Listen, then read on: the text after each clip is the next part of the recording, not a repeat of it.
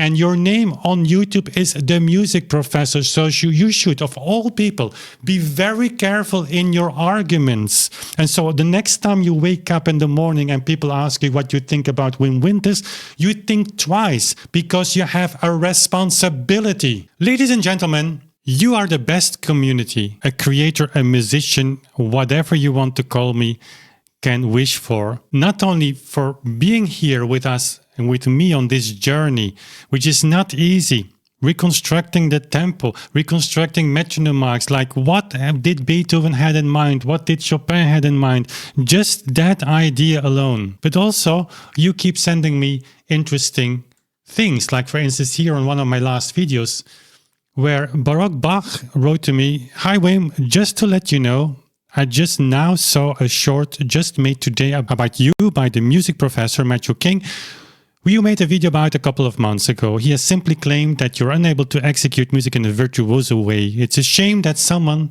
who seems so well educated as Mr. King is unable to see the true nature of the issue." And now it's true, a few months ago, you can check that video out if you want. I actually, if I remember well, complimented the music professor for making a very interesting video, which it was. The only thing I suggested is, like, at the end, he demonstrated the piece much too fast, because that's what is the incentive of today. Like, music has to be played faster. I wonder why. If we wouldn't have these metronome marks, nobody would come on that idea to play music faster and faster. And so I just pointed out some compromises that he had to make. In comparison with the score, like if I remember well, like holding down in the last chord or the first chord, I don't remember that. So just prolonging that almost to the double of length, which is not in the score. And so that's the only thing. I don't know if this triggered the music professor to make this shorts or not. I suggest we're going to listen to that. It's more a psychological report, I would say, not dealing really with the issue. But I'm going to comment on that. Also, there are some comments made by the music professor that I checked, which are very informative. And at the end of this video, I will also take you to another video of the music professor on the Traumerei. There are also some interesting things that we can point out there. Bottom line of this video is to come to terms with the question what are we doing actually here? And what is it that we research, and what is it actually that we want to change in the musical world? To you personally, maybe. And I hope to be able to answer those questions. It's not easy because, every time you pose a question, there is an answer that needs to be a little bit of profound. We cannot just nitpick a few sentences here and there. That's why my videos tend to be longer than 20, 30 or 40 minutes sometimes. I hope you forgive me for that. But now, without further ado, let's listen to my psychological report. Here we go. Hello, everyone. I'm here with Loki. He's down there.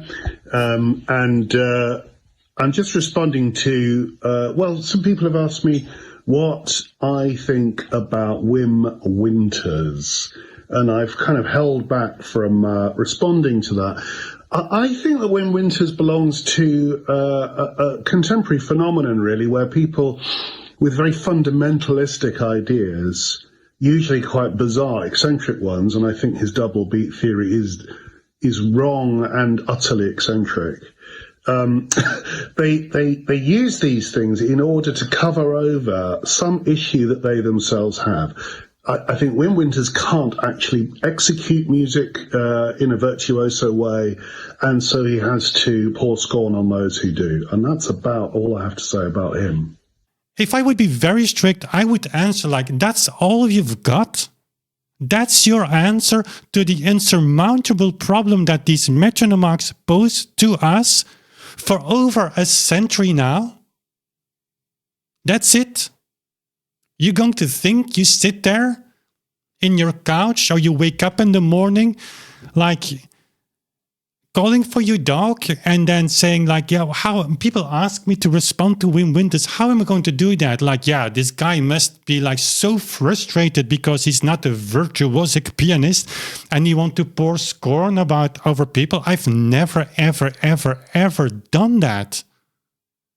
Even if I make videos about people, great musicians, public figures who perform a piece of music slower than the supposedly single beat tempo, then I'm not doing that to downplay these persons, these musicians. I say that over and over again. It's just to showcase how far we are removed from these supposedly single beat metronome marks that we will never be able to reach. That's the only thing. But I've never ever said something negatively about these players. So don't suggest that I did.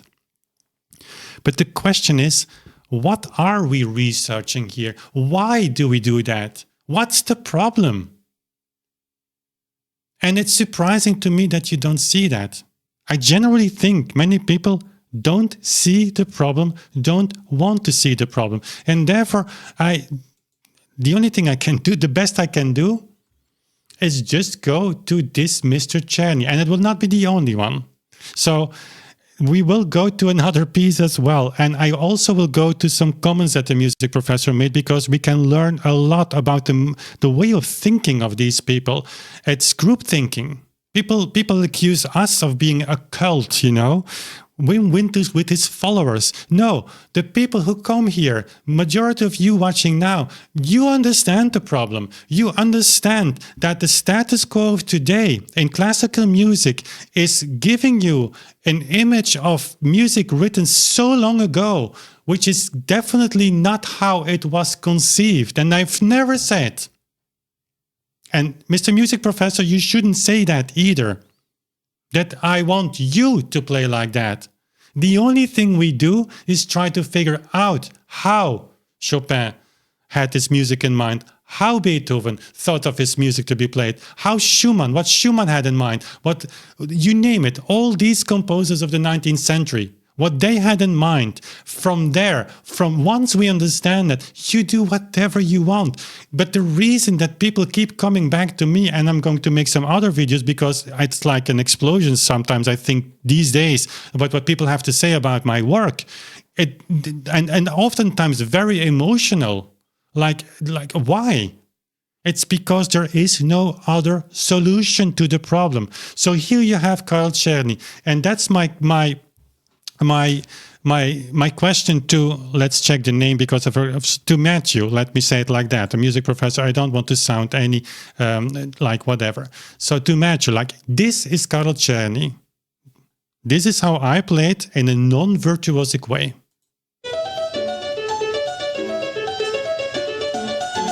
And by the way, I just clicked on my video. You can check it out and check it out for yourself.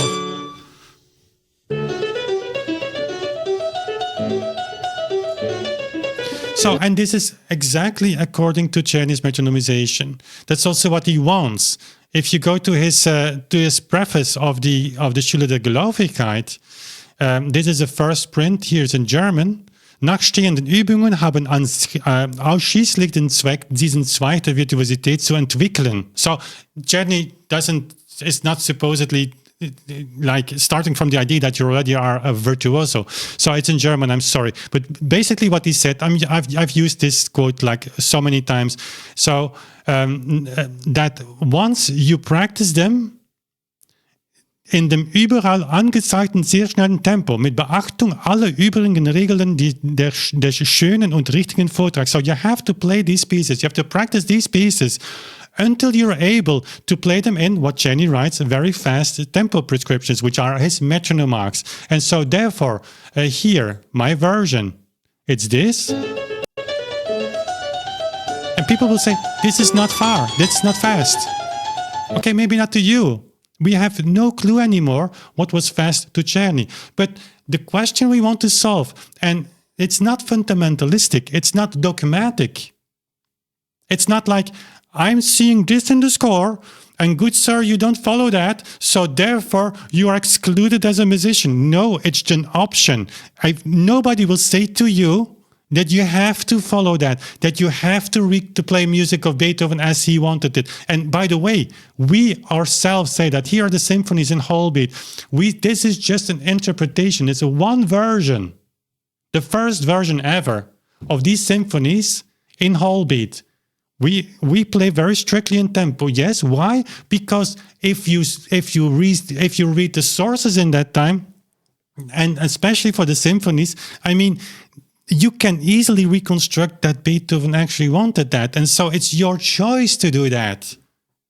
If you play it differently, I would say it's interesting. But if you then make the claim, that's how Beethoven wanted. If you play music much faster or in a different tempo compared to the composer, as we're going to see in your video that you made on the Schumann Traumerei, which is a little bit, I would say, shaky in concept. But anyways, if you then claim, yeah, I'm taking the score and I'm changing the tempo here and I'm adding a little bit here, obviously because Schumann wanted that. No, that's the only thing, and that's painful. I get it. Because when you play Schumann, you want to say to your students and to your audience, like, this is what I think Schumann had in mind. And what we do is say, it's impossible that Schumann had that in mind. Why? Because you don't stick to his tempo. Is that fundamentalistic? No.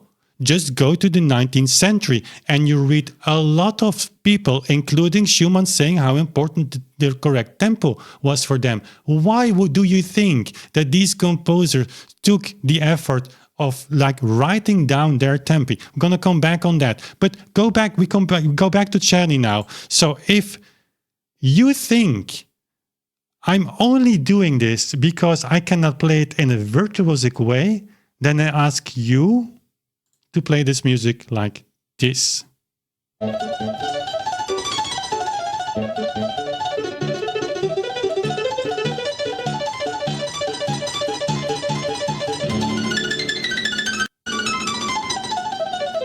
And before you say it's all possible on a Viennese pianoforte, this is a Viennese pianoforte built by the best builder who is alive on this planet right now.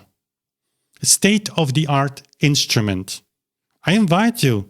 You can come over to my house and play the Opus 299 on this piano, and then we'll see what your definition of a virtuosic pianist is going to be then.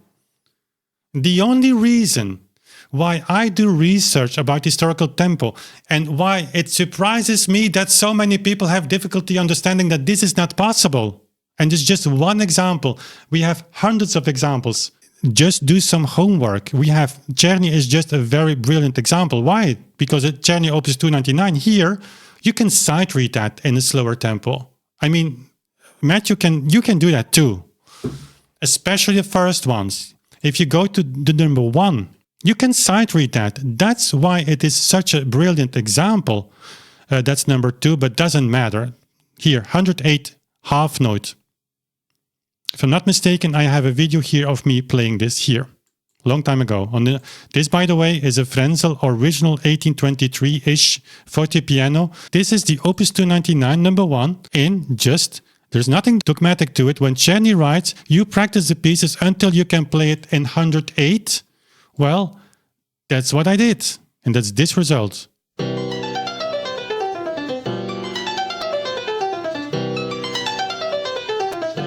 And now you can say, I don't like that. I don't hear the presto. Fine with me, but I don't care what your interpretation, what your feeling is, what your connotation to a presto is. I really don't care. The only thing that we have, and it's not dogmatic, it's not fundamentalistic, it's just, I would say, an academic approach. You read what Czerny had to say about that, you read what other people in the 19th century had to say about that, and then you make a conclusion. Other people in the 19th century, and I've made videos about that, I'm not going to quote everything here, just look it up for yourself. They say the number 1 to 10 and 10 to 20 is meant for beginners. So this is meant for beginners.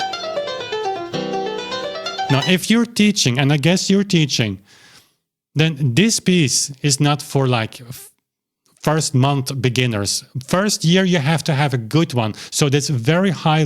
That's very high level that Czerny actually projects here. So let's say for the first to 4 years, people should be able to play that. But is it dogmatic? If you then double the tempo and it's this result.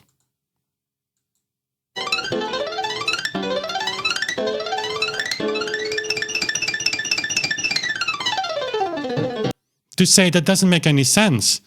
And some people say, yeah, but I can play it. I know a guy who can play it. Okay, check it out and find for you if you find peace with that. I have another piece here for you. This is Alcon. And if I zoom in, you see the tempo, half note 108. That's exactly the same tempo as this piece. So when people have a debate about the number 1 of Czerny Opus 299, these are just simple C major scales. Exactly the same tempo. And just look at the score. Just look at the score. I'm not a virtuosic player. I cannot play that in half note 108. Here, 2 hands together for 12 pages long. You have to play here in a speed very close to 15 notes per second. Is it so hard to see that what we are doing here is solving that problem? That doesn't make any sense anymore. If you look at the musical scene today, what is there to see? Great musicians. We have an evolved performance practice. I've said it many times. What you hear Lisitsa doing today, what you hear like Andras Schiff doing, what you hear like Pollini doing, it's an evolved performance practice. It's historical in its essential nature. I mean, it's just an evolution from probably 16th, 17th century. There was like an increase of speed of always more. And not inventing that, you can actually trace that through the sources. From Mersenne, 17th century, you can read that people are playing faster and faster and faster. Camille Saint-Saëns commented in his Mozart edition in 1914 that for what was for him, for his time, and Allegro was for Mozart a presto. So you don't need to be a genius to reconstruct that. So here, the obsession with metronomes and the wrong interpretation of how they work, well, that's something you'll have to prove to me, because what you're now saying is whole beat is wrong. Then you're saying single beat is right.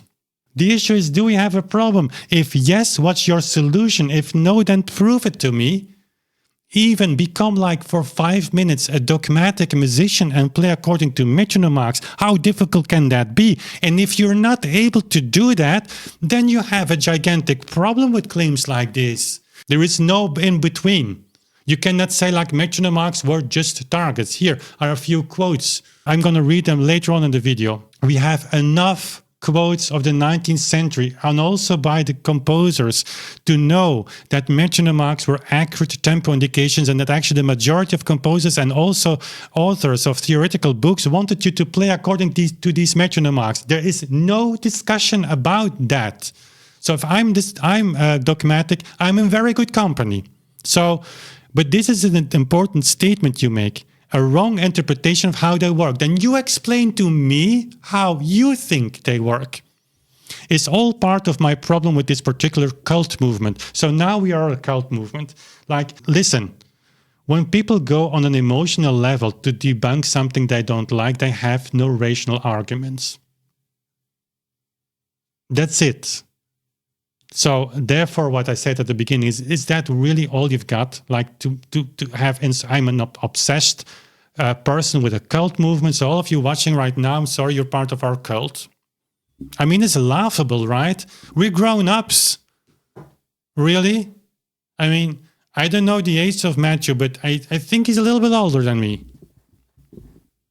That's not how we communicate with each other. But anyways, that's the point I take from that is like, okay, they either don't see the issue, which in the case of Matthew, I cannot believe. I just cannot believe. Or you don't have an answer to that and you don't like the outcome. I can live with you don't like the outcome, but I cannot live to find arguments for your audience, because you are an influencer on YouTube. You have an audience that's listening to you. So, and your name on YouTube is The Music Professor. So you should, of all people, be very careful in your arguments. And so the next time you wake up in the morning and people ask you what you think about Wim Winters, you think twice, because you have a responsibility. And read through these comments on these shorts. Many people follow you. That's problematic, because you didn't give any kind of argument. A counter argument for that sake. Okay. As a composer, I know that composers, myself included, are frequently wrong when it comes to metronome markings. Are you now saying that you compare yourself with Beethoven, with Chopin? And I'm not saying in the quality as a composer, but connecting what you think about a piece that you composed, how you think a piece that you composed should be played, connecting that to Beethoven, how he thought that had to be played, how Chopin thought that his music had to be played. Where is the logic to that, in a sense that you take this now as an argument to debunk or to undermine the value of metronome marks? Where is that? You're the music professor, right? So, Beethoven. Here are some quotes. I used them. These are, by the way, copied from the book. There will be 100 like these. The most important one is Beethoven 1826 here. So, people who care about metronome marks are fundamentalist dogmatic. Well, I'm in good company. Here's Beethoven, 3 months before he died. The metronome marks he wrote to Czerny, and that was about the Missa Solemnis, which he never delivered. He died. The metronome marks will be sent to you very soon. Do wait for them. In our century, such indications are certainly necessary. Moreover, I've received letters from Berlin informing me that the first performance of the symphony, that was the 9th, was received with enthusiastic applause, which I ascribe largely to the metronome marks. So Beethoven was wrong, right? You're saying that. He was dogmatic. Hummel, another composer, Mels's metronome is thus of indisputable use as it teaches the player or the conductor exactly the tempo that the composer wanted to give to his work. That are definitions. That's research. That's what you should be telling to your audience, which are in a way your students. That's what these people of the 19th century wrote about the metronome marks that they gave. And check out Hummel. Do it. And play it. You don't have to come back to me and say like, yeah, I checked it and it makes no sense. No, do it for yourself. Spohr, violin player, not Mr. Nobody. He played with Beethoven. I ask for really exact realization and strict observance of the expression marks, as well as for the tempi indicated by the metronome, because only then can it have its intended effect. Are all these people dogmatic? Really? Fundamentalists? Am I dogmatic or fundamentalist when I say like these people cared about that, but we cannot play these pieces in that tempo? I don't know. You answer me that. Metronomes are useful for practicing. Well, then you play, according to Czerny. Well, that's an etude, right? Then take your metronome and practice. But they cannot be used to establish or enforce a correct tempo simply because there is no such thing as the correct tempo. Well, 1826. I have received letters from Berlin informing me that the first performance of the symphony was received with enthusiastic applause, which I ascribe largely to the metronome markings. So I don't have even to defend myself. Beethoven comes here on my desk and says it to you. Now, are you going to correct that and say that to your audience, like, listen, guys, I learned something. I would appreciate that very much. I would admire that. That would take guts to do that. But how can you keep saying, I'm dogmatic, metronome marks, there is no such things as a correct tempo? Well, Beethoven thought there was. Mikulicz, student of Chopin, and the preface of his Chopin edition, and keeping time, Chopin was inflexible. So dogmatic, right? And many will be surprised to learn that the metronome never left his piano. Why? Because he thought it was such a beautiful device, or did he use it? I mean, how many people today would see Chopin in his class having the students played his music with the metronome ticking? How dogmatic. I'm sorry. I mean, it's ridiculous, right? In a sense, listen, I get the point where you are blind in a way that you don't see it, like very narrow-minded. Not minded, but like, I'm sorry for my language, but narrow, like in the sense of like, I don't see it. And I get that people need time to see it. But if after this video, Matthew, you don't see it right now, that I'm not a fundamentalist, that I'm just connecting the dots, what musicologists should do, who can take a sabbatical for that. I'm doing that in my free time, thanks to my patrons and all the people who watch right now. Mr. Winters is welcome to believe his double beat theory if he wants. It's not a belief, Matthew. It are facts. And again, you're saying that the modern reading for historical metronome marks is the only correct one. Well, good luck playing them. But I take issue with this wanting to impose it on the rest of us. I've never done that. Why would I want you to play according to these metronome marks? Again, I'm going to repeat myself, but I'm going to do it.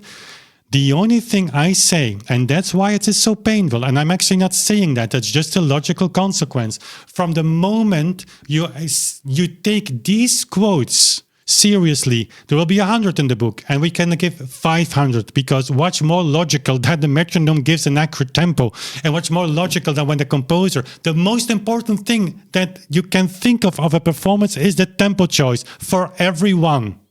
Not only for people who wanted to reconstruct tempi, for everyone. Andras Schiff is not playing his Beethoven sonatas in a cycle differently in tempo in New York compared to Amsterdam. Why? Because he's a professional. Because he really established a certain balance in his performance, in his view on that piece. And to that, to bind everything together, there is a tempo floor. He will not change that. Never. That's why this is so difficult. We take a tempo that's put by someone else, in this case a composer. But I don't want to impose that. The painful thing that was what I was about to say is that we disconnect when you do whatever you want, what your taste dictates, what your education dictates, what the current culture dictates, which is neither this nor that. That we say, like, based on facts, you are disconnecting your performance from what the composer wanted you to do, which is fine to me. You make up the case for yourself if you think Beethoven, Chopin, Schumann, and all the others would be fine with that. My answer to that was probably not. But who cares? It's your decision to do whatever you want. I'm not imposing that. You're saying that I'm imposing that because you see the logical consequence yourself. And that's why you hated to hear me say that or imply that. And that's why you react so emotionally, because you do see the logic. His dogmatic attitude towards musicians who play music at a tempo he disagrees with. I do not disagree with tempos. I disagree with the fact that when people play a Chopin etude slower than the single beat rendition, the single beat reading of the metronome mark, that they still claim that is what Chopin had in mind. But I have no issues with that. The issue that I have is that the general music world today, the general musicologist world as well, actually sticks together and say, we're not going to listen to this guy because we don't have an answer. And it's difficult, I get it, but I don't care. I don't care what you do, but I have not an attitude, a dogmatic attitude to impose things on others. You're doing that yourself. My daughter, second year psychology, I could give this to her and say, like, there's probably a fancy psychological term for this. I'm not educated enough. There's another comment, and this is also interesting. Like, guys, I'm sorry, this video is taking way too long, but it's an important one. People with 50,000+ followers on YouTube, you should know what you're saying. With Beethoven, much of the debate seems to rage about the finale of the 8th Symphony, the first movement of the Hammerklavier Sonata. Really? Really? You can think that.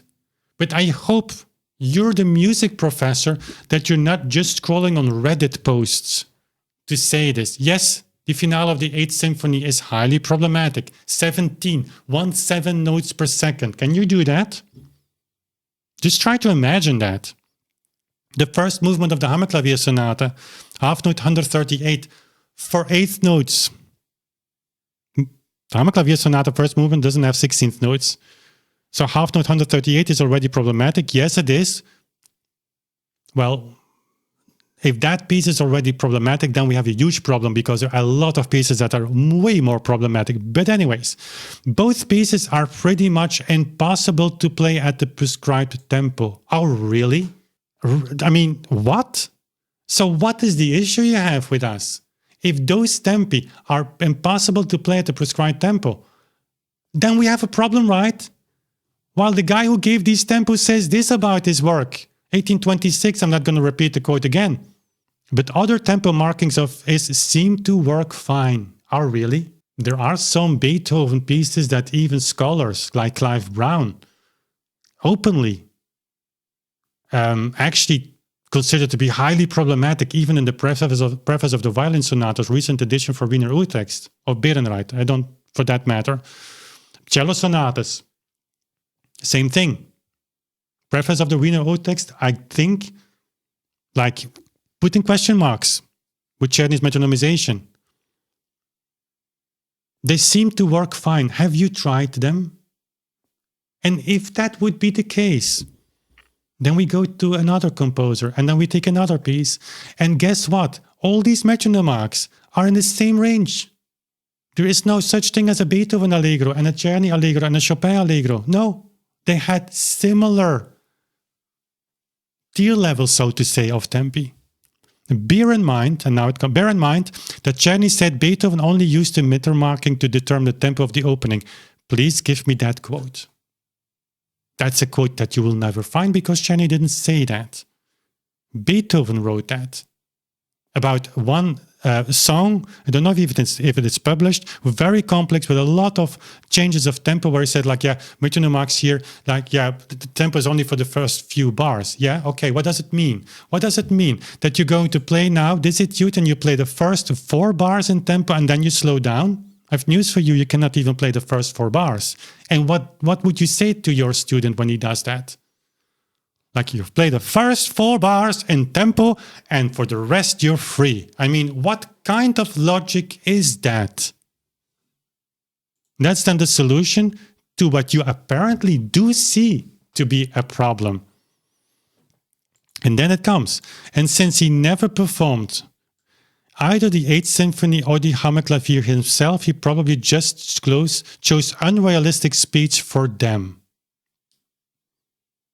I mean, Matthew, you can do better than this.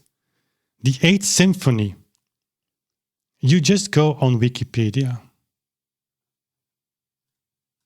Beethoven was growing increasingly deaf at the time, but nevertheless insistent on leading the premiere. The Hammerklavier Sonate was sent, the metronomization, to Ferdinand Ries. Ries was his student in London living, and they just sent this beautiful Broadwood piano to him, and as a thank you, he added some movements to the Hammerklavier Sonata and sent it to them, and then Ries asked for metronome marks, and Beethoven gave the metronome marks. And where do I find, in their letters between Beethoven and Ries talking about that, the problem? They seem to have had no issue at all. And if you read Beethoven's letters, which as a music professor, I guess participating in the discussion might be of interest to you, well, then you read also that he extensively corrected the proofs for that, which meant he played the music. And if that's not enough, Karl Czerny played the premiere of the Hammerklavier Sonata 2 weeks after completion. So why do you use things that you actually don't know if they are correct? They're not facts. He was, after all, a human being, not a flawless deity whose metronome marks are sacrosanct and whose truths must never be challenged. Well, that's an interpretation. The only thing, well, we can of course debunk that based upon what Beethoven had to say himself. But the point of the matter is that it's not important. He gave those metronome marks, and in the entire 19th century, just talking about Beethoven, nobody challenged them. And we cannot play them anymore. You can say like, yeah, most seem to be fine, not just try them, just play them. Just go to the sonatas and the metronomization by Czerny and Moscheles. And now you can say like, yeah, but the Czerny and Moscheles, not Beethoven. It doesn't matter. Are the same metronome marks, same nature. Czerny's metronome marks are comparable to Beethoven. Beethoven's metronome marks are comparable to Schumann, to Chopin. Do the exercise and then play them. And if you cannot play them, that's the thing we want to solve. Whatever you think of Beethoven, that he was not a flawless person, that he made mistakes, that even the composer of the Ninth Symphony made a mistake when he was metronomizing his music, I leave that to you. I think from the context of that time, it's very easy to reconstruct that that was not the case. That they were very precise, that metronome marks were actually like, they didn't give it on a Sunday morning or a Monday morning. They took time for that. As Brahms wrote to Clara Schumann, and we're making the transition to the final piece of this video, your take on the Schumann's Traumerei. Well, he said to Clara, you really want to metronomize Schumann's work? It takes you a year to find the correct tempo. A year. They took a year to find the correct tempo for Schumann's works. Both of them. Directly. Like she was married to the guy. So if Clara Schumann comes with the metronome marks that took her a year, you don't think that is a correct tempo that they tried over and over and over again? And why did they do that? You answer the question now. So here is Matthew here, the music professor, talking about Schumann's Traumerei from Schumann. So the beautiful piece, everybody knows that. Traumerei is a piece that is metronomized by Schumann at quarter note 100. Clara Schumann gave a little bit of a slower tempo, quarter note 80, I think, just from memory. And there is another metronome mark, surprise, surprise, which is much faster by Böhme.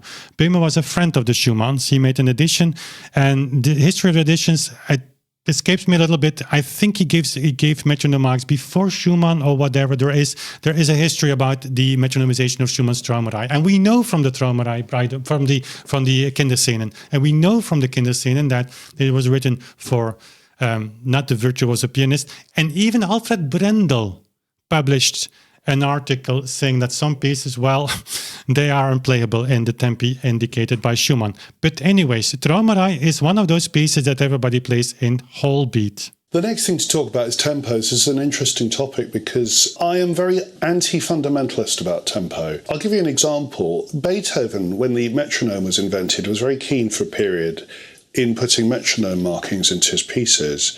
But it's well known from contemporary sources who heard Beethoven perform that he would often start a piece in a certain tempo and then modify the tempo as he went along. Really? Give me a quote. He himself said that the tempo marking was only an indicator of how the piece should start. Where is that quote coming from? I wonder if you can find that. That's what people say. I explained it to you. So, again, what's the logic of that? Schumann, interestingly, when he wrote Kinderszenen in 1838, he put metronome markings over each movement. It's quite a radical thing. In fact, he doesn't give a tempo marking, he simply gives a metronome. Really? So Schumann was also a radical and dogmatic person by leaving out Italian tempo words. Why did they do that, Matthew? Why did Schumann do that? Shall I give you a quote by Beethoven here? 1817. Maybe they were influenced by Beethoven. Here, as for me, I've long been thinking of abandoning those absurd descriptive terms, allegro, andante, adagio, presto, and Melz's metronome affords us the best opportunity of doing so. I now give you my word that I shall never again use them in any of my new compositions. That didn't happen. But that's the answer to your question. Schumann tried it. So he gave a metronome mark, which is not an alternative for the tempo indication, it is the tempo indication. And a fascinating thing, and some commentators on the channel have pointed this out, and it's really interesting, is that the metronome markings, as so often in that period, seem much quicker than we're used to now, because the performance tradition, the whole late Romantic performance tradition, and then the 20th century performance tradition on top of that, has slowed and slowed these tempi. Really?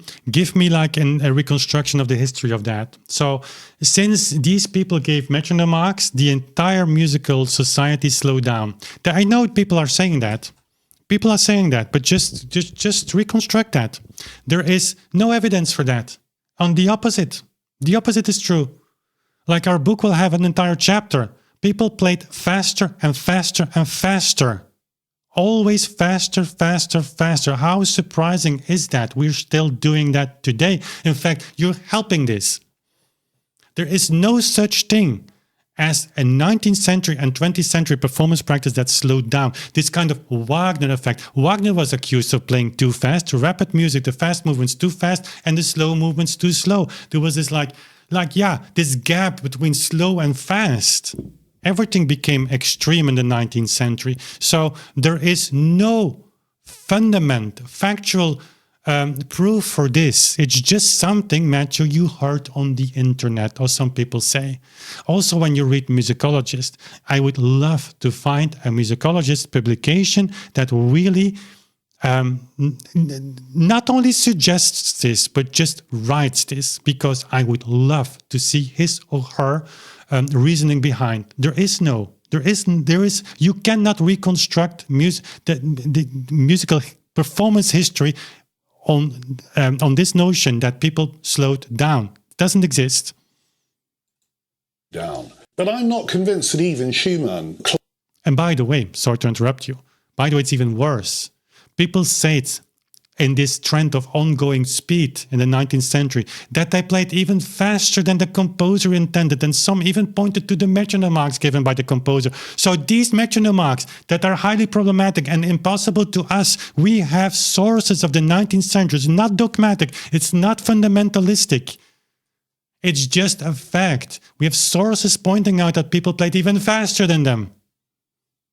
Then we arrive at the so-called durations document, because then it becomes interesting. Not going to make this... let me not go into that. Clara, it would seem, certainly played them differently from the metronome markings, because when she edited a second edition of these pieces later, after Schumann's death, she removed the metronome. Really? In which edition did she remove them? She had her own taste, and there is always also very interesting stuff to read in the letters between Brahms and Clara. I guess you have checked that before you made these statements. I'm not going to say them, you just read it for yourself. But it's not that simple. Markings. So metronome markings are interesting, and they do give an indication. Why are they interesting? We're going to hear it now. But only an indication about tempo. Where do I read in the 19th century, and especially now with Schumann, that the metronome markings are only an indication of the tempo? And by the way, what does that mean, an indication of the tempo? So Alcan gave an indication of the tempo in this piece, where he wanted you to play an indication of 15 notes per second. It's just like, yeah, it is an indication of 15 notes per second, but since we cannot do that, he obviously didn't mean that, right? I mean, yeah, good luck writing your doctoral thesis with this. But the fascinating thing is Traumerei, the original tempo indication, is 100. That's true. BPM. So that's 100 is that, which... So now your audience thinks that you're ticking 100, but you're actually ticking like something around 76. I mean, really? Means we've got this as the tempo. I might try playing the whole thing at that tempo, but it's very unusual. I'm actually going to play the whole thing at 100 BPM, but I'll miss out the repeat because we'll have the whole piece at the end. But just so you get a sense of what Schumann's own metronome mark would have been, or was. So you demonstrate kind of 76, and then you start the piece in like kind of 86, 82. Like, I mean, I'm sorry, but that shows to me that you're not used to work with the metronome. It's not 100. You play now the piece in like 82. And you go to 86. It's like a little bit this fluctuation of tempo, which Schumann condemned himself. He published an article in which he said, don't play like the ocean waves of virtuosos. You have strict tempo throughout the piece. Anyways. So we have not 100. We have not 100 in the demonstration of the ticks. We have not 100 in the playing of the piece, but that at the end, the music professor Matthew is going to demonstrate the entire piece here again. And so while the metronome marks are actually served as like, I'm not a fundamentalist, they're interesting, whatever that means, you demonstrate the piece not in the quarter note 100, but in the quarter note 80-ish tempo. Why?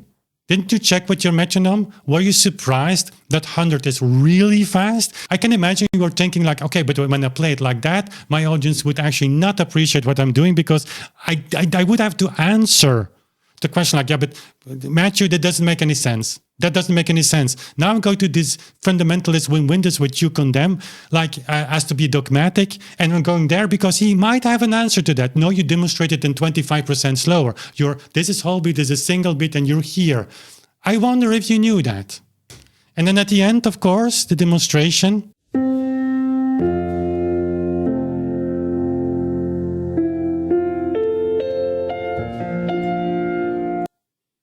Matthew, come on.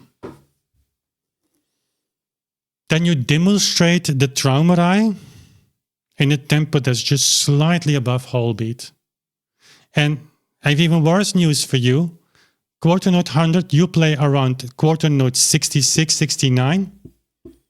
Böhme's tempo is quarter note 138. So you're playing in Böhme's tempo exactly whole beat.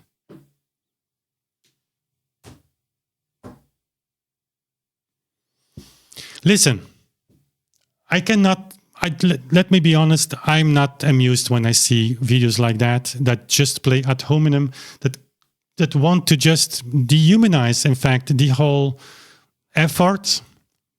I'm not saying discussion, because I'm actually done with opinions on the internet. I don't believe this is true. Like, let's show it to me. Show it to me. I've given facts. Yes, we will publish the book, and then you'll have all the material that we have, and you can try to just deconstruct that and just debunk that. You will not succeed, because at the end, you'll have to be able to demonstrate what you believe. It's not only enough to speak about it. It's not only enough to send to me like, because it is short, of course, it's directed to me. It's not only an answer to his audience. But have a real discussion. Have a real discussion. Like, what is it? What we want to do? Why are we spending so much time? Not going to repeat myself. What is the problem? That's what you have to say. That's the first thing. If people ever would have the courage to invite me to a symposium about tempo, that would be my only condition. I would have two conditions. We really define the problem. If the answer is there's no problem, then I insist on a piano with a metronome, and just you bring whatever pianist you want. I don't care. You bring Lang Lang from. I don't care. But we're gonna try until we have defined if we have a problem, and from there we start. Why is that so difficult to admit? Because what is your solution if we have a problem? What is it? You have only two ways to use a metronome. There's not such thing as a 3/4 beat, like this Mr. Fafner in his document on the durations actually insist or suggest, like a 3/4 metronome beat. I mean, really? That's how we're going to... And then the final thing is, you do whatever you want. Everybody does whatever he or she wants. I don't care. I just want to create some awareness of the fact that in the past things were differently compared to our time. And yes, I've walked this journey seriously, and especially when Alberto came over, we tried this. This is unbelievable, and I may not be like a virtuosic player. I think I'm proud of that, but I'm a musician to see that what we have experienced here is unmatched. The layers you uncover by playing like this, then there is a beauty to that. There is also the element of like, you almost get angry that in modern performances, people say like, yeah, the Fifth Symphony, again, really? That's how far we came? And why is that? Because you compress the music in such a short time span that, of course, everything is compromised. Yeah. But I'm happy to see a lot of people actually see the light, and not the light in the sense of like, we are a cult and we believe in something. No, it's just based on facts. It's so simple. It's so simple. We take 2 takes for 1. That's all we do. And yes, there are sources that actually confirm that. And the majority, the best sources are the metronome marks themselves. And this will be unstoppable. My final point to Matthew is, if you go online do your homework, especially when your channel is called The Music Professor. That comes with a responsibility. Especially when you've seen this video, and of course you will, and still go back to your points you made. Then I am at the end of the story. And that's also the end of this video. That will have a record length, I can promise you that. Over an hour now recording, some cutting here and there. Anyways. But I'm not going to say goodbye to you before thanking my Patreons. They make everything possible. They're the backbones of this project. Check it out. And also to thank all of you who watch here. Love you all. That's all I've got for you today. Thank you for watching. We see each other very soon again. Bye.